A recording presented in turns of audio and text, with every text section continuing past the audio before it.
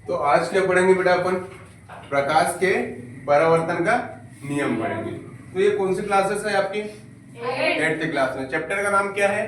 प्रकाश। तो यहाँ पे सबसे इंपॉर्टेंट क्या होता है कि प्रकाश के परावर्तन के नियम लिखे। तो प्रकाश के परावर्तन के नियम आपको सभी को याद है क्या? तो सभी को याद है तो सबसे पहले इसमें क्या बनाना पड़ेगा अपने को? चित्र बनाना पड़ेगा, ड्राइंग बनाना पड़ेगा। ड्राइंग को समझाने के बाद ही आप क्या लिखेंगे? नियम लिखेंगे। तो सबसे पहले अपना जो टॉपिक है उसका नाम क्या है?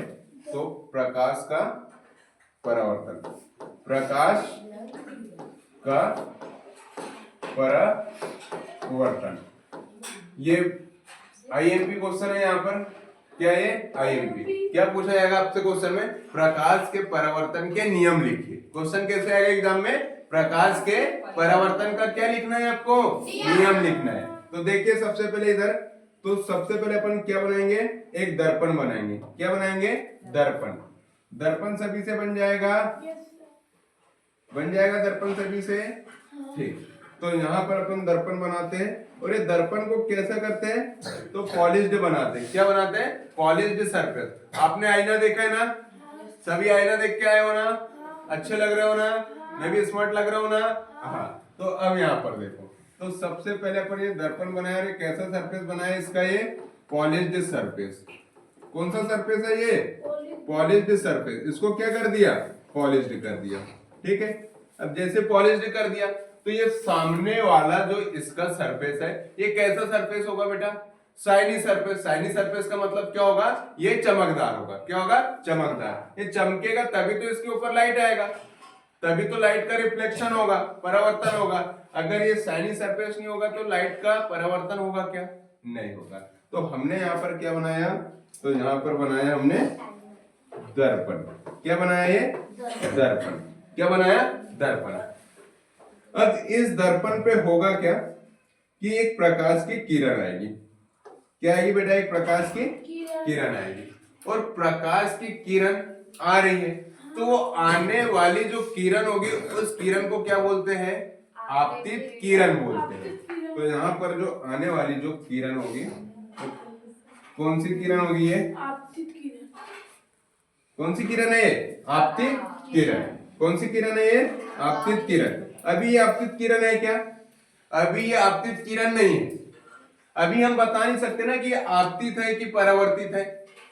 जब तक हम इसको एरो नहीं लगाएंगे तो हम कह नहीं सकते कि ये आपतित है कि ये परावर्तित। अब कौन सी किरण है ये? आपतित किरण है।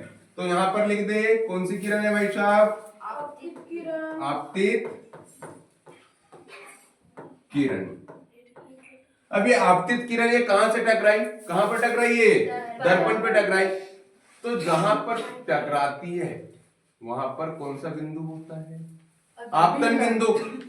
और ये आपतन बिंदु पर ही क्या बनता है? अभिलंब बनता है। क्या बनता है? अभिलंब। तो इसके पहले अपन क्या बना लेते हैं? परावर्तित किरण। अब ये आई तो अब ये इसी का घर है क्या? नहीं। ये तो नानी के घर गई है। अब यहाँ से वापस आएंगे कि नहीं आएंगे? तुम भी आपके नानी के घर जाते हो तो वापस आते हो कि नहीं आते हो? कि वही रुक जाते परमानेंट? वही रुक जाते क्या? वही घर बन जाता है तुम्हारा? नहीं बनता ना। तो वैसे यहाँ पे आपतित किरण आई तो ये टकराने के बाद क्या होगी? वापस होगी। क्या होगी?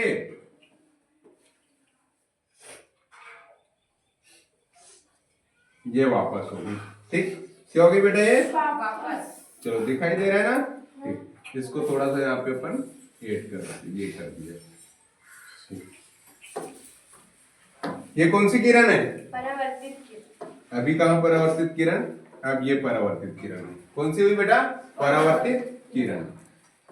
परावर्तित किरण। अब अपने को क्या बनाना है? अभिलंब। अभिलंब कहां पर बनता है कोई बताएगा? अभिलंब कहां बनता है कोई बताएगा? ठीक है। तो अब यहाँ पर देखिए कि जो आपतन, जो आपका जो बिंदु था, आपतन बिंदु के पास में क्या बनता है आपका? अभिलंब बनता है। क्या बनता है? अभिलंब बनता है। ठीक है। क्या है ये? क्या है ये? अभिलंब। क्या है? अभिलंब। कौन सा है ये? अभिलंब है। अब यहाँ पर देखो, ये तो हो गई आने वाली किरण को कौन सी किरण बोलते हैं? जाने वाली किरण को कौन सी किरण बोलते हैं? और अभिलंब कहाँ बनता है? बीच में बोले तो आपतन बिंदु पर, जिस बिंदु पर आपतित किरण आकर टकराती है उस पॉइंट को, उस बिंदु को क्या बोलते हैं? आपतन बिंदु बोलते हैं। तो अभिलंब कहां पर बनता है? आपतन बिंदु पर बनता है। अब देखो, ये जो आपतित किरण है और जो अभिलंब है, इनके बीच में बनने वाले कोण को कौन सा कोण कहते हैं? तो यहाँ पर आपके पास कौन सा कोण हो जाएगा? आपतन कोण। और आपतन कोण को काय से दर्शाएंगे हम?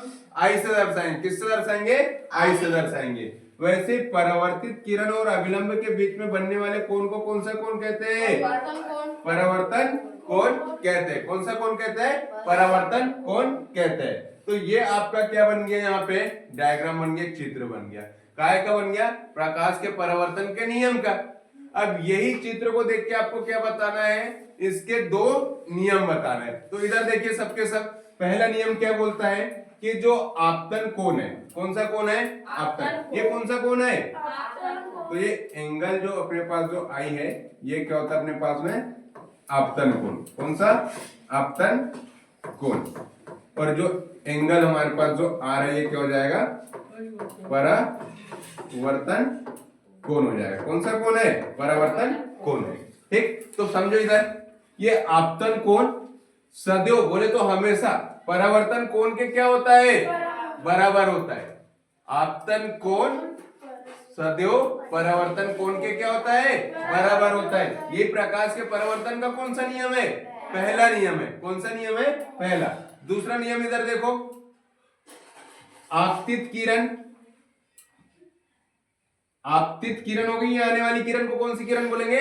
आपतित किरण। आपतन बिंदु पर अभिलंब तथा परावर्तित किरण सभी एक ही तल में होते हैं। ये प्रकाश के परावर्तन का कौन सा नियम है? ये प्रकाश के परावर्तन का दूसरा नियम है। तो दोनों नियम यहां पर पता हो गए। तो अब देखो, दोनों नियम को अपन लिख लेते हैं।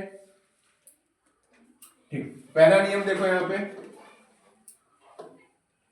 पहला नियम है अपने पास आपतन कोण। कौन सा कोण है? आपतन कोण सदैव परावर्तन कोण के बराबर होता है। दूसरा नियम क्या है अपने पास में? आपतित किरण, विच किरण? आपतित किरण आपतन बिंदु पर अभिलंब, आपतन बिंदु पर अभिलंब तथा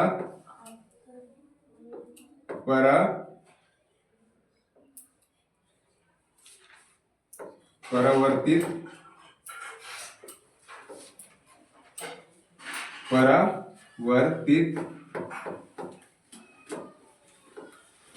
किरण सभी एक ही तल में होते हैं। ठीक है, लिख पाओगे? समझ में आ गए? प्रकाश के परावर्तन के नियम समझ में आया कि नहीं आया? आ गया ना? इसमें कोई डाउट? इसमें कोई डाउट बेटा? समझ में आ गया? बन जाएगा एग्जाम में। ठीक है, तो इसको क्या करना है आपको? नोट डाउन कर लीजिए। यही आपके क्या है? प्रकाश के परावर्तन का नियम है।